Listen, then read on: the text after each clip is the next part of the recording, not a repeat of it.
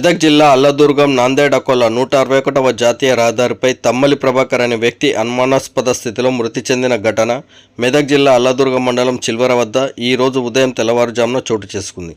జాతీయ రహదారి సిబ్బంది హైవేపై పెట్రోలింగ్ నిర్వహిస్తున్న క్రమంలో చిల్వర గ్రామ శివార్లోని టీటీడీ కళ్యాణ మండపం వద్ద హైవే డివైడర్పై ఓ వ్యక్తి అనుమానాస్పద స్థితిలో పడి ఉండటాన్ని గమనించారు. నిర్జీవంగా పడి ఉన్న వ్యక్తిని చూసి మృతి చెందినట్లుగా గుర్తించారు. దీంతో హైవే సిబ్బంది అల్లదుర్గం పోలీసులకు సమాచారం అందించారు. విషయం తెలుసుకున్న పోలీసులు గ్రామస్తులు ఘటనా స్థలానికి చేరుకొని మృతి చెందిన వ్యక్తి చిల్వర గ్రామానికి చెందిన తమ్మలి ప్రభాకర్గా గుర్తించారు. కుటుంబ సభ్యులకు సమాచారం అందించడంతో కుటుంబీకులు ఘటనా చోటికి చేరుకొని తమ్మలి ప్రభాకర్ మృతదేహాన్ని చూసి బోర్న విలపించారు. మృతుడు గత కొద్ది రోజులుగా ఐబీ వద్ద ఉన్న దాబాలో పనిచేస్తూ కుటుంబాన్ని పోషించుకుంటున్నాడు. ఈ